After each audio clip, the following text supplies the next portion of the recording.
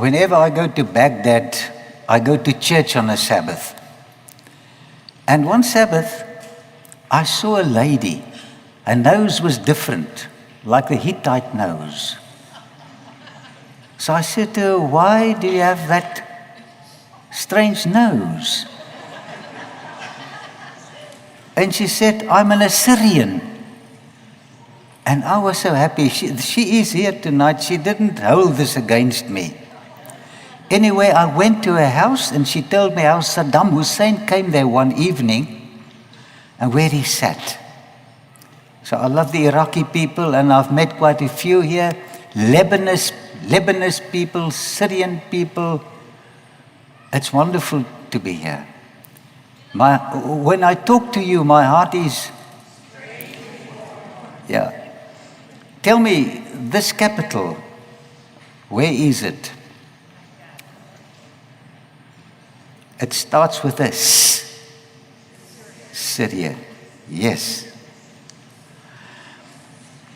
Walter and myself visited this interesting museum, and we found incredible stuff here.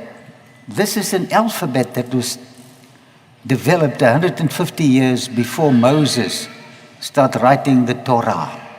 Very interesting. It was discovered at a place called Ugarit, modern Ras Shamra. Names like King Hazael, mentioned in the Bible, were discovered on clay tablets and Assyrian monuments. And when I read this, I love the Bible. Something happens to my heart. It's God's book. Well, this is, can anybody tell me what nationality this is? Druze. They have these pants. You find them in the northern part of Israel as well. Well, we ate healthy foods, as you can see. But look at this. This is Walter buying sweets and eat it. So we addressed him and he moved on and he ate some corn. He's a man that's willing to reform. This was a few years ago, as you can see on the picture. By the way, which mosque is this? Umayyad. Look at the carpets. Beautiful. Look at the ceiling. Tell me who was buried here in the Umayyad Mosque? John the Baptist. A brilliant audience. Well, we're going to visit Bab Sharki. Can anybody tell me what's the English name for Bab Sharki? Bab is gate into street called Straight. And little church of Ananias is also here. We are walking here in one of the busy streets of Damascus. It says in Acts chapter 9, 11 and 12, "So the Lord said to him, 'Arise and go to the street called Straight.'"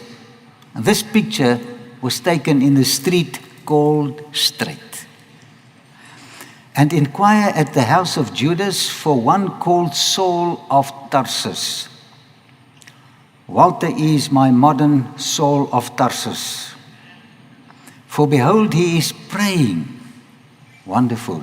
"And in a vision he has seen a man named Ananias coming in and putting his hand on him so that he might receive his sight." This is the little church of Ananias. And I hope the picture is clear. What do you see? Yeah, Paul in a basket. It says in Acts 9:23, "Now after many days were passed, the Jews plotted to kill him.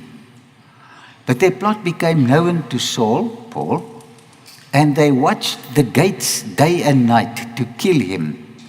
Then the disciples took him by night and let him down through the wall in a large basket." There you see it, that there's a close-up. And then it says in 2 Corinthians 12:32, In Damascus, the governor under Aretas. We're going to study the history of Aretas. I like to read about names and then start researching. And a new world opens. There's no book like the Bible. Spend more time with this book. Was guarding the city of Damascus with a garrison, desiring to arrest me. But I was let down in a basket. You would say basket. Basket. Okay. Through a window in the wall and escaped from his hands. Was there really a king by the name of Aretas as recorded in Scripture? This was denied, but the Bible is always true. Search and you will find. Can we get confirmation from outside sources that the book, the Bible, is authentic, correct? Well, this is called the Sikh. Has anybody been to the Sikh?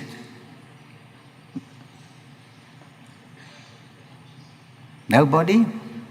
I invite you to come with me to the Sikh next year. Petra, that's the entrance to Petra. The rose-red Nabatean city is one of the 7 wonders of the world. I don't know if you recognize some of the people here. Can I get their names? Walter and Sonica, yes. And Sonica is standing next to something very interesting. If you look carefully, you'll see that this is a man leading a camel. There you see its feet. There's no time to tell you what you see if you walk down this 1.2 kilometer to the entrance of this marvelous rose-red city. The spade of the archaeologists dug very deep in Petra, and the excavations are still going on. What did they find? Well, they discovered interesting coins here. And when you find a coin, you read it and you date it, and then you know exactly who lived here, who they were, etc. Coins telling the story that the Bible is true. We're searching for which king? Aretas. What is his Nabatean name? Harit. Harit. Let me give you a brief history of this man. He was a Nabatean king who reigned in Petra from 9 BC to 40 AD. Do you think this is an important slot in biblical history? 9 BC to 40 AD. I was excited when I read about the time in which he reigned. His full title, as depicted on numerous inscriptions, was Aretas IV, King of the Nabateans. And then I like this little phrase, friend of his people. The greatest gift we can give one another is friendship. Yeah, I like this. Yeah. Man, I got such a lot of hugs tonight from men and ladies. This is wonderful. My heart was strangely warmed. And you know, a gentle touch has got healing power. There are so many lonely people, especially elderly people. Nobody touch them. If you see somebody old here, just touch them and give them a hug. Recent excavations in front of the Al-Khazna Faroun, that means the treasury of Pharaoh, cries out, the Bible is true. Archaeology always confirms the authenticity of this wonderful book. His full title, as depicted on numerous inscriptions, was Aretas, king of the Nabateans, friend of his people, yes. Try and make more friends. Your world will enlarge. People are the most wonderful creatures. in the cosmos. God's speciality, befriend more people. Just look at this. Being the most powerful neighbor of Judea, which is just across the Jordan, he frequently took part in the state affairs of that country and was influenced in shaping the destiny of its rulers. So here we have inside information concerning his influence on his neighbors, the Jews, the Judeans. Look again at the date, 940. What great events transpired during these years? The greatest event, the crucifixion of Christ, the birth of Christ, his resurrection. Do you think this man knew about this? Yes. Do you recognize this place? It starts with a ma, and it ends with a da. Brilliant, Masada. Do you recognize this girl? It's Loretta. Who ruled in Judea when Jesus was born? Yes. So here we bring in more information concerning Arietas. They were contemporaries. They discovered coins on which the name Herod was written. Bible is true.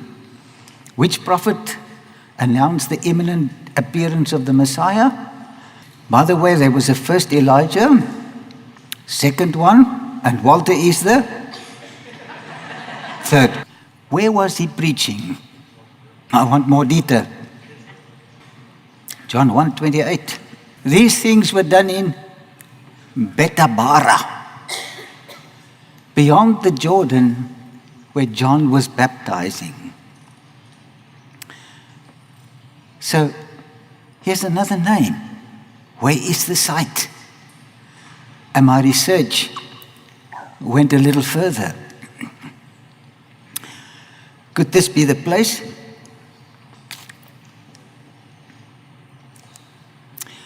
There you've got the name, Betabara, beyond the Jordan. Now, before moving on, let's ask the archaeologists if they have found a place called Betabara. It means the place of crossing. So many people crossed here where John the Baptist was baptizing. He was an evangelist. This is St. George's Church in Madaba. Let's walk in. This is the oldest map. It dates from 600 AD. Try and locate places on this map. What would you say is this? River Jordan. And this? It's the Dead Sea.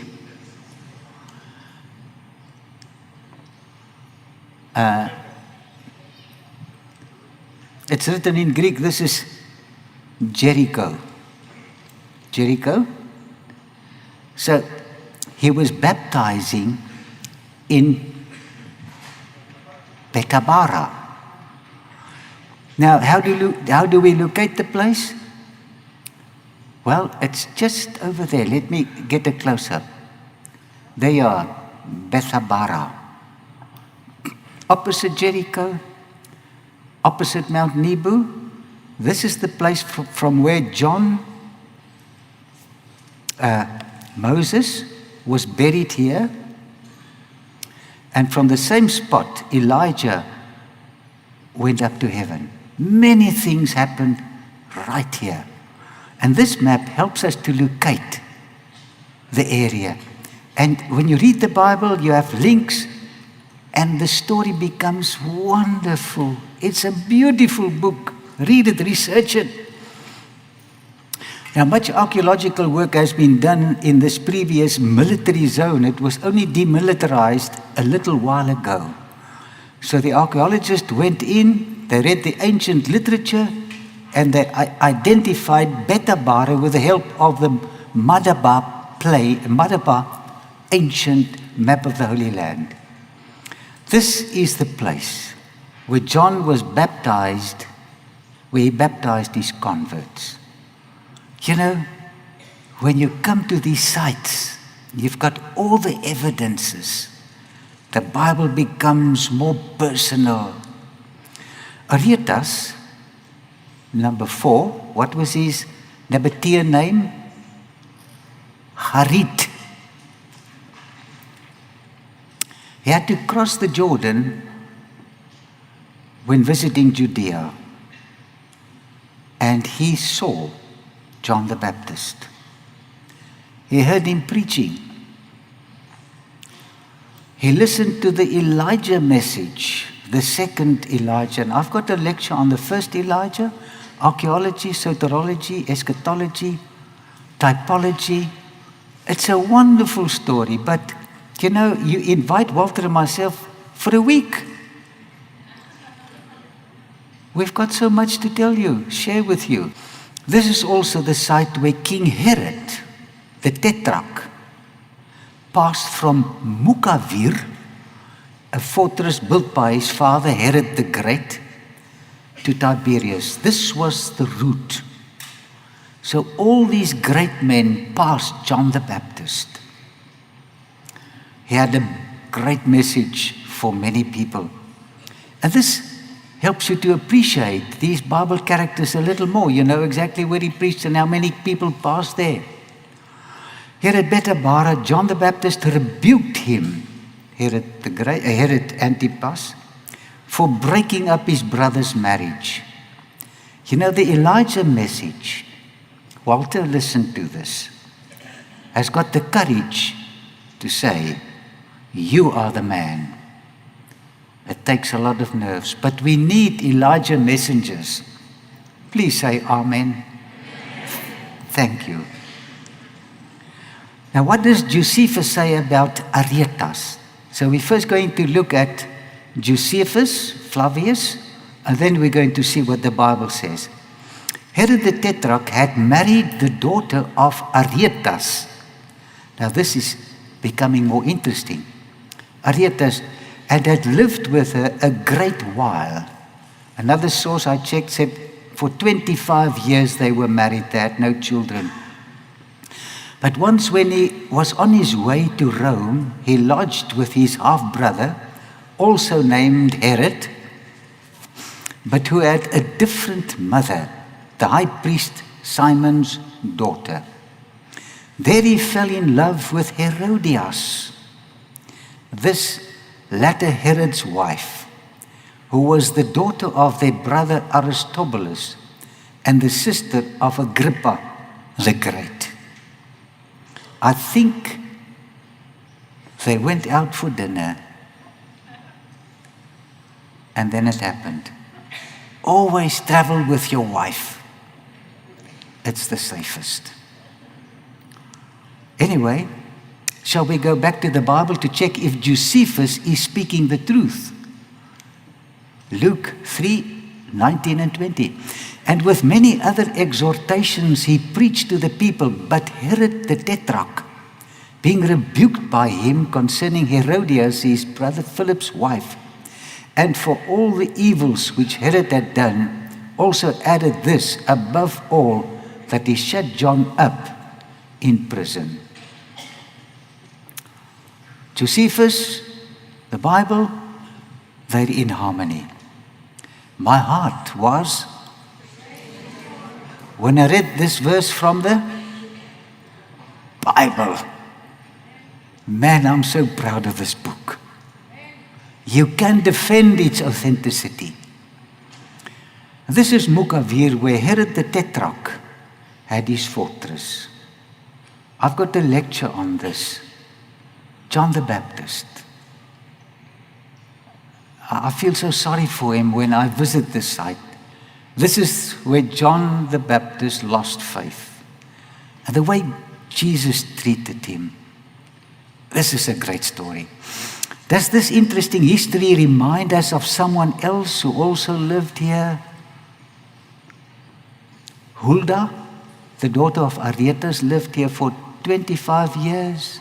John the Baptist was here. Herod the Great was here. There's such a lot of history right here. Let's ask Josephus to tell us more about Aretas. Aretas also had a quarrel with Herod about their boundaries in the area of Gabbalus. So they raised armies on both sides and prepared for war, sending their generals to fight instead of themselves. Identify it.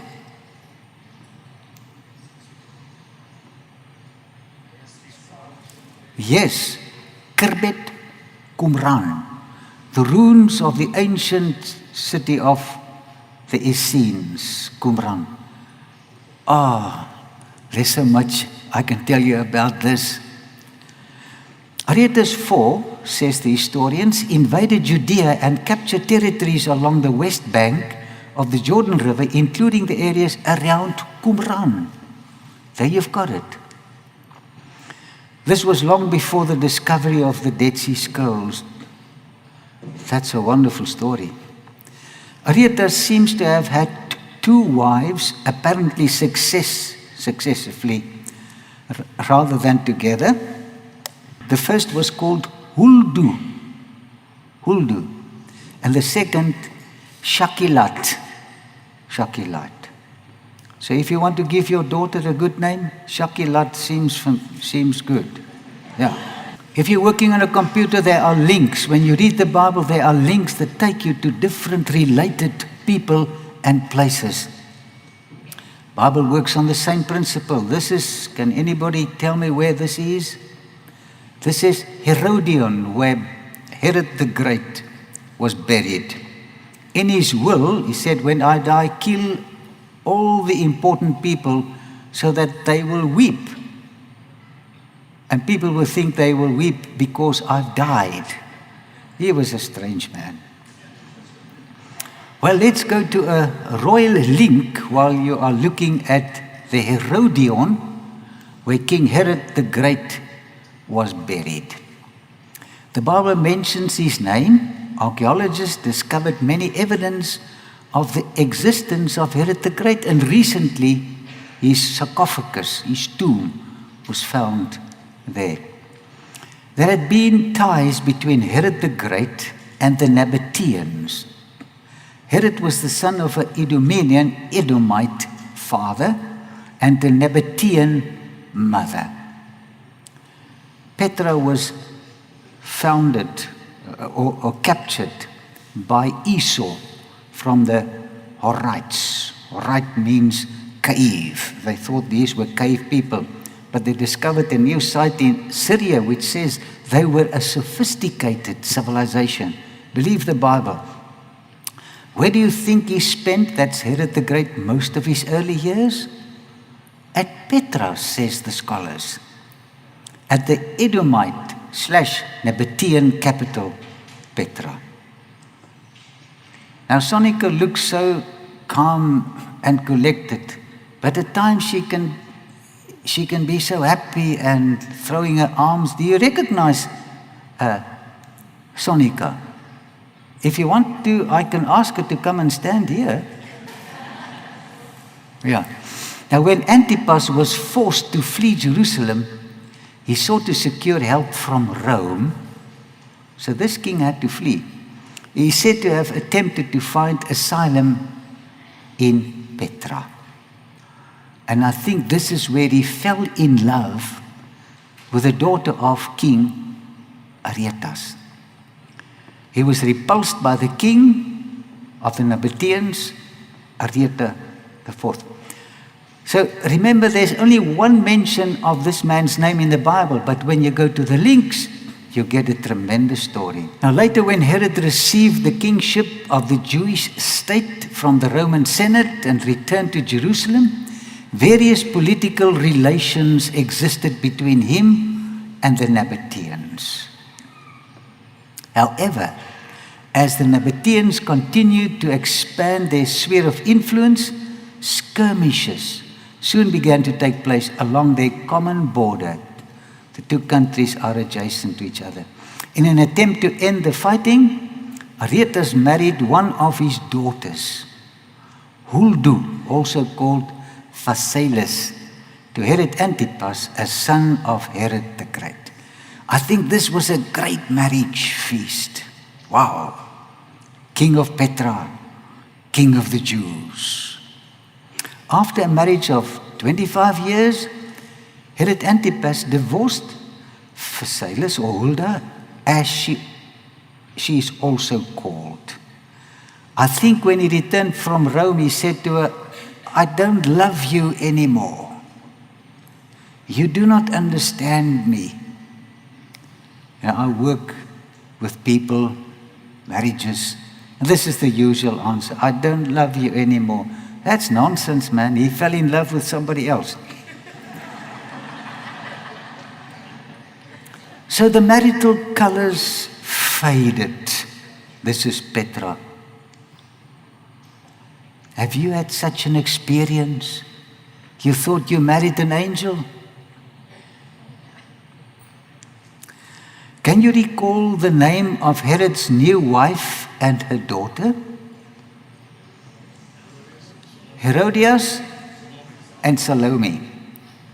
The first Elijah had a problem with who? Jezebel. The second Elijah, John the Baptist, had a problem with how many women? 2. Herodias and Salome. The third Elijah, the prostitute on the beast, has got how many daughters? Many. So type, antitype. It's marvelous to study this. Less well known is that he spurned his Nabatean wife, went quietly back home to Petra. She left Mukavir.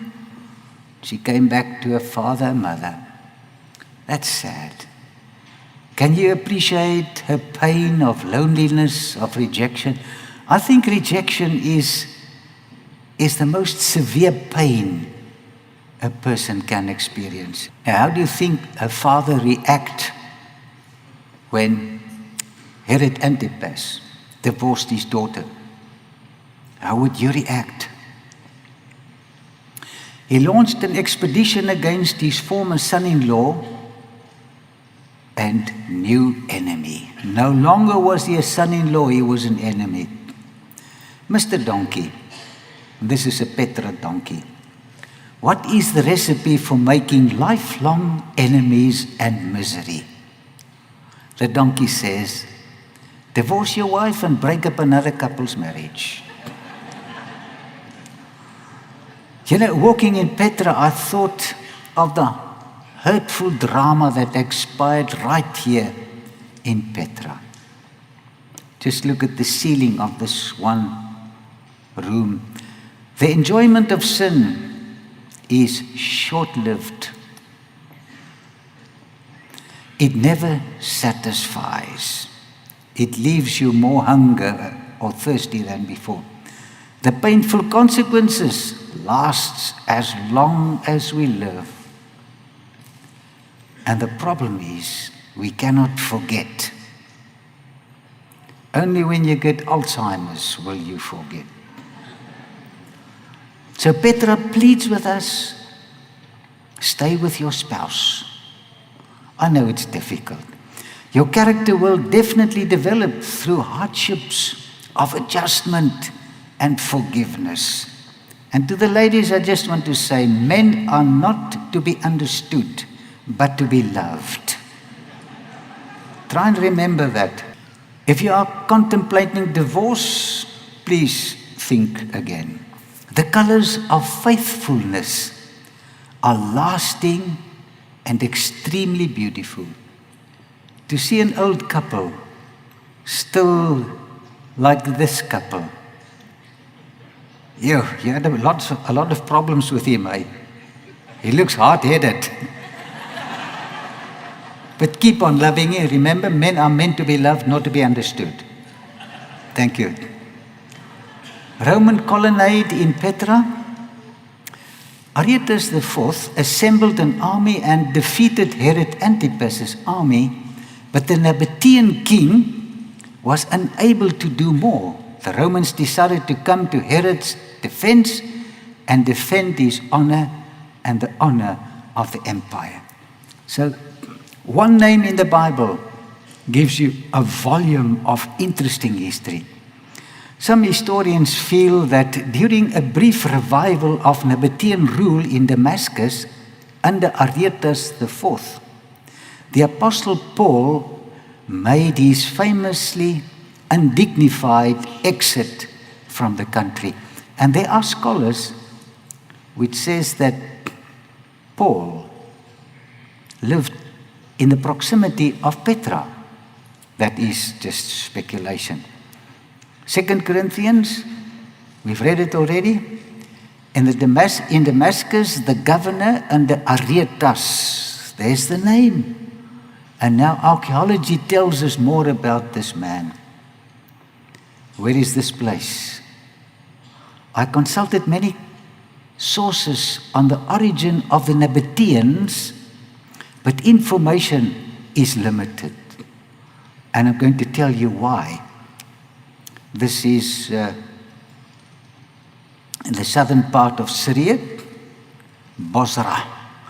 They were traders, these Nabateans. You know traders? Well, they were traders who never lost a deal. They never lost a deal, says the material that we've read. Ancient sources speak about the anger of civilizations because of it. In order to stay out of trouble, they destroyed all the transactions. So you couldn't take them to court. They destroyed the documents. Maybe you've encountered the Nabatean culture in your business dealings with some people. And sometimes in our country, the court documents get lost. So this trick of the Nabateans is still in existence today. While doing research on the history of this interesting civilization, I thought of the message of Daniel 9 and 16. And I'm not going to give you a Bible study on this. What happened on the Day of Atonement? The documents got lost. Through the righteousness of Christ, we shall stand before God pardoned, as though we had never sinned. We're getting another chance, not as forgiven criminals, but as if we had never sinned. He's going to delete the great heavenly computer. Press your folder, delete, and then again, in the trash bin, delete, and it's going to be gone forever. The record of our confessed sins will get lost forever. So if there's something you haven't confessed, He's waiting for you. Or the person you've offended, just go to the person and say, I'm sorry. It's hard, but it's so heartwarming. The devil, our accuser in the heavenly court case, will not be able to produce evidences against our sinful past. Like the Nabateans who destroyed all the documents, God is going to destroy all documents.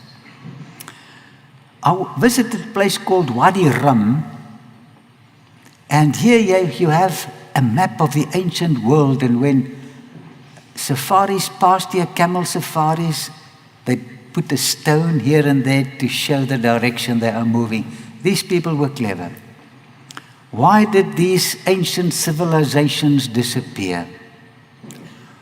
Obadiah says, 10 and 11, for violence against your brother Jacob, shame shall cover you, and you shall be cut off forever.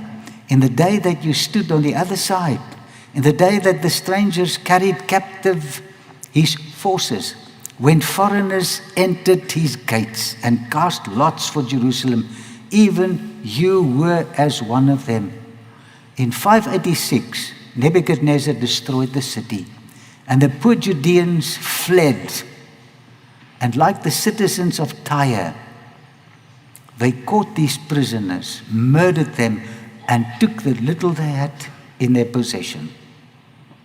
But you should not have gazed on the day of your brother, in the day of his captivity, nor should you have rejoiced over the children of Judea in the day of their destruction, nor should you have spoken proudly in the day of distress.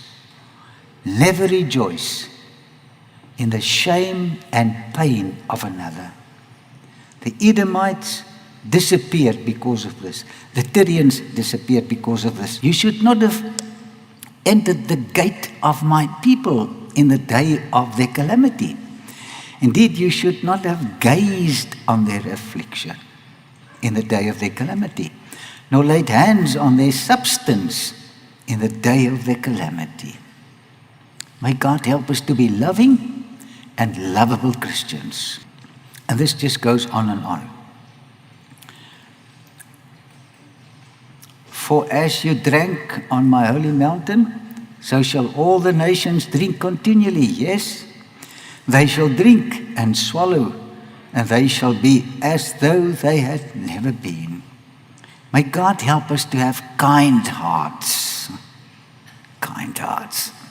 Does God regard rejoicing in another calamity in a very serious light? Yes.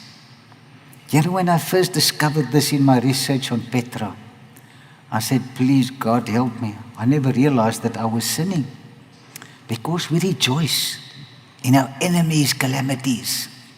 Man, we are so wicked.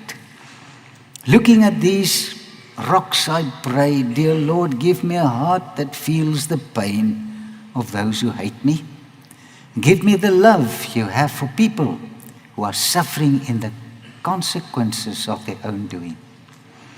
Let me end with the story of the Virgin. Maybe you've heard it before. Every year, a virgin was taken as a human sacrifice. This is what the Bible says. And this is the steps leading to Jabal Matba. Jabal is, can the Arab-speaking people tell me what is Jabal?